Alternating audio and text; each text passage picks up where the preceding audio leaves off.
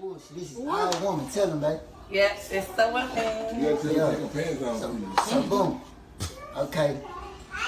I say, yeah, yeah, yeah, yeah, yeah, yeah, yeah, yeah. I'm coming out the you know that I'm about to make a way.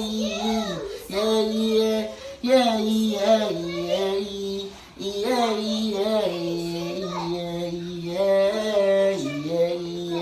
Yeah, yeah, baby girl, what's your name? I can tell you been through pain. You ain't gotta worry about that no more, cause I'm hold you tight and ain't gonna let you go. Baby girl, no you cry, cause every little thing is gonna be alright. You ain't gotta worry about that no more, cause I'm hold you tight and ain't gonna let you go. Yeah, I know that you been hurt in the past. I hope you don't do me like my mama did my daddy. Yeah, yeah.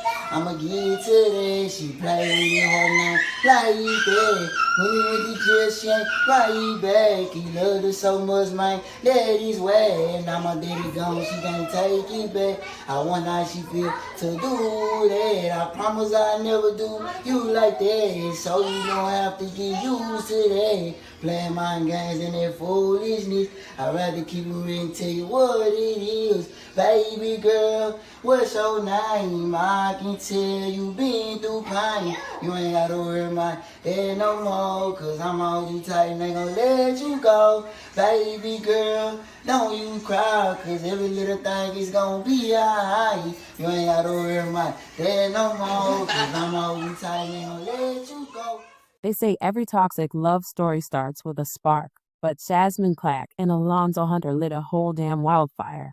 Two people who should have never made eye contact, let alone shared a bed, found themselves in a lust-drunk situationship fueled by adrenaline, ego, and straight-up delusion. It wasn't romance. It wasn't destiny.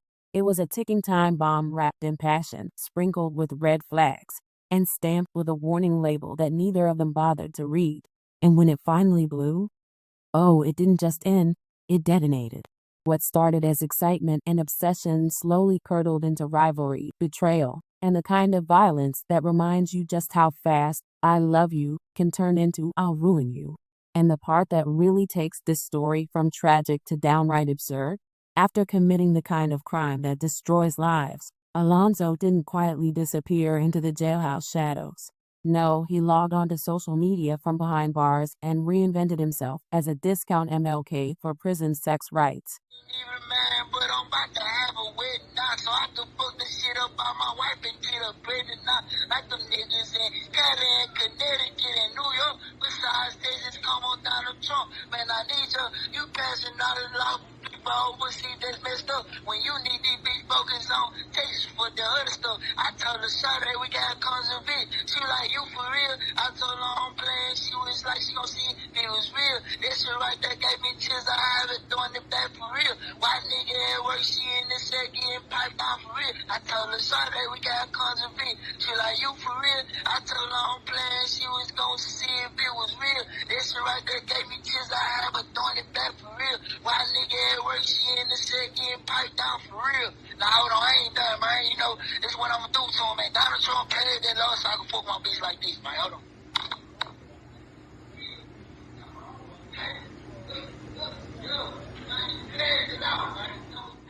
Because in his mind, he wasn't a criminal.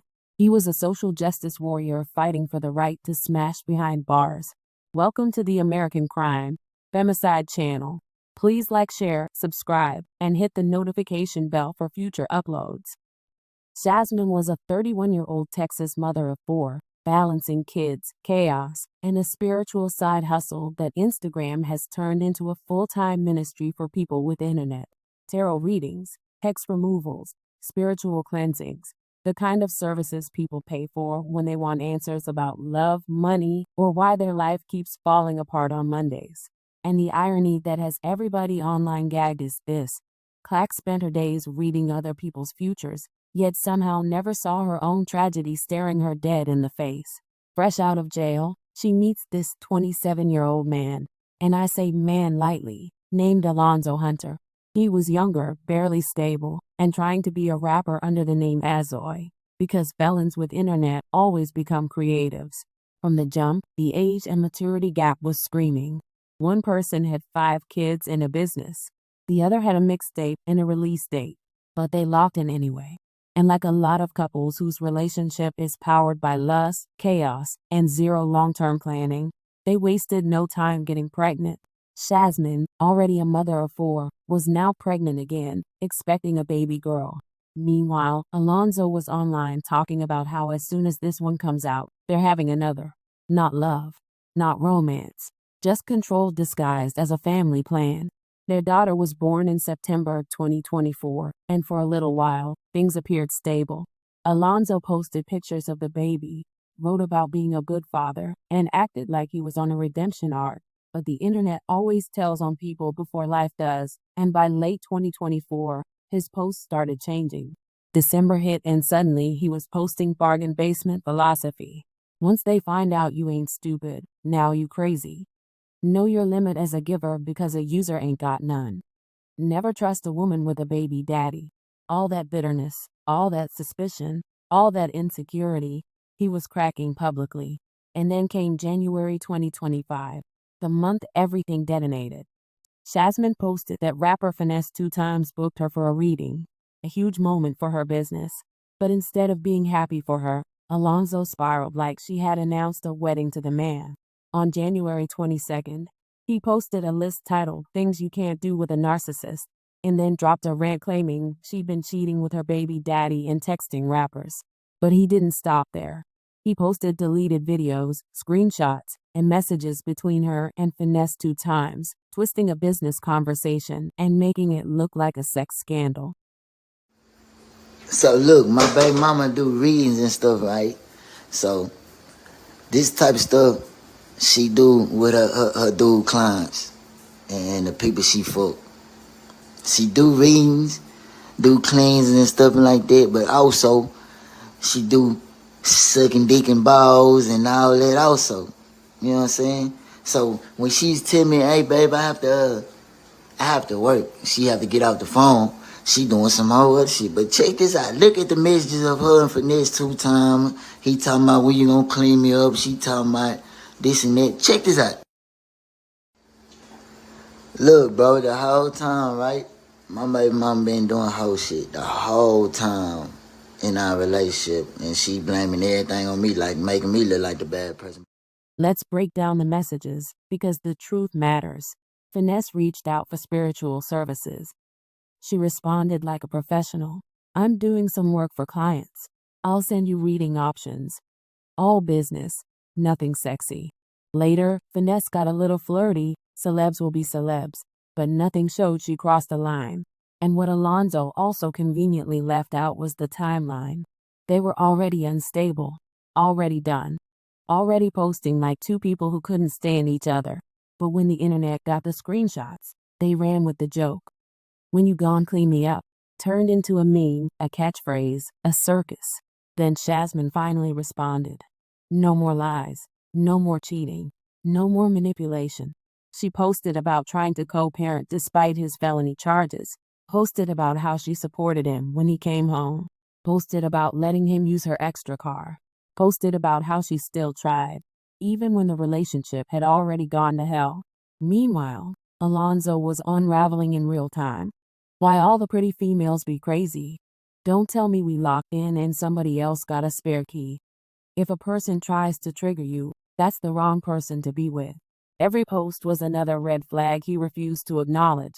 Then came the moment everybody talks about, the Facebook Live. On January 31st, 2025, Jasmine went live from a restaurant. She had her makeup done, she was dressed up, kids handled for the night, just trying to enjoy herself.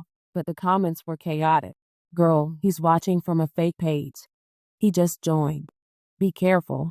The warnings were loud, but Jasmine kept going. She had the right to enjoy a night out. She had the right to move on. She had the right to exist outside of a man who was spiraling. Was she provoking him? Some say yes. Was she living her life? Absolutely.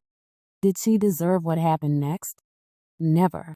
Because while she was laughing on live, he was losing every last grip he had on reality. According to family posts, the next morning, Alonzo called her over 100 times in 5 minutes. He drove to her house. He left cryptic Facebook posts about money, betrayal, and their daughter growing up without parents. One of those posts came after he had already killed her. On February 1st, 2025, around 11:48 a.m., police responded to the 900 block of Tanner Drive. They found Shazmin with multiple gunshot wounds. She was rushed to the hospital but didn't survive. Her 5 children, including the infant daughter she just gave birth to, now have to grow up without their mother. People labeled it exactly what it was: fatal attraction. Not about cheating, not about finesse 2 times, not about money. This was about a man who could not handle rejection. All I knew was he was there with a gun. That's all I knew. Late Saturday morning, Chantel Clack got the call that her younger sister, Shazmin, was in danger. I was trying to call her and she wasn't answering. I was trying to call her son. He wasn't answering. And then he finally answered and said that she had got shot.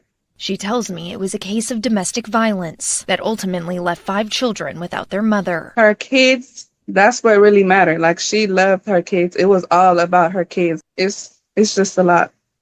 Basically starting all over without their mom. According to Copper's Cove police, officers arrived and Shazmin was taken to a nearby hospital where she later passed away. And as her family and our community grieve this loss, they are remembering Shazmin for the person she was and the impact she had. For those of us who didn't know Shazmin, give us a glimpse into who she was. She was a very kind and giving person. Like, she helped a lot of people.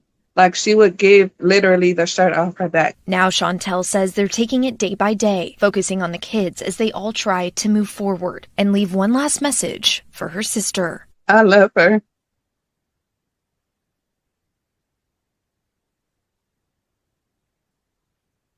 And she did everything right, even though the situation turned out how it did. You did it. And we got the kids. Here's the part that disgusts people the most. Alonzo is still active on social media from jail, freestyling, posting videos, acting like he's the wounded hero of his own movie. He got life without parole and still posted a message saying, "Life without parole. It's hard but fair. Hope they forgive me." Say, man, this about what happened today, man. I know everybody happy, and I'm happy for y'all too. You know what I'm saying? The victim family got justice, and I'm happy for everything, man. Even though I gotta be in jail for the rest of my life, but here it is. I sound for life, but baby, I'm gonna be alright. I'm about to just get to some money and find Jesus Christ. Everybody saying that it's good, but I'm gonna make it right. Yeah, I deserve what they did because I took a life. It's crazy how a person that you love will stab you with a knife. Remember being good to the girls that I wanted for life, and they did me wrong like I'm the problem. Then she ruined my life. Now I'm sitting in the cell, stressed out, raising hell. Like if my people gonna rock with me or gonna fucking fail, waiting on me a call trying to see if I'ma get some mail, but nobody write to somebody doing life in jail. So I'ma write myself. I know my letters will never fail. My baby mama told me she gonna be able to time a fucking tell. And no girl I never fucked on. I swear she really said. Right now she been splurging real like it's me or against the real. I'ma keep it real with Lil Shorty cause she keep it clear. I'm just out for that. Nobody need to know about her girl. I need all the love that I because I got it here. If you gonna be here, just hit me up on Securities, man. It's an app that you can download for a pretty player. Nah, for real. It's an app you can download for a pretty player called Securities. When I get to the pin, hit me up, man. No bullshit, I'm gone. Then he posted another video discussing conjugal visits, begging Donald Trump to legalize them in Texas, as if he's some type of civil rights leader for prison booty calls. Bargain bin MLK for behind bars intimacy, still controlling the narrative, still pretending he's the victim, still dodging accountability. But the internet isn't letting it go. People have been debating everything about Shazmin, her 5 kids, her cosmetic surgery, her spiritual work, her dating choices. Some say she ignored the signs. Some say she was flawed. Some say she played with fire. Others say none of that justifies murder, and they're right. Because poor choices are not capital crimes. Bad judgment is not a death sentence. No one deserves violence because a man's ego is fragile. Social media poured gasoline on a situation that was already toxic. Every argument went public. Every accusation became a show. Every insecurity became a headline. Alonzo was humiliated online, and instead of going to therapy, he went to murder. The warning signs were there, and they were loud. His obsession, his possession, his paranoia, his need for control. This wasn't love. This was ownership. And in the end, the person who claimed to love her destroyed everything, including the children he claimed he cared about. Now 5 kids are left without their mother. A baby girl will someday learn her father killed her mom. And a man with life without parole is online making freestyle videos and lobbying for sexual rights in prison. May Jasmine Clack rest in peace.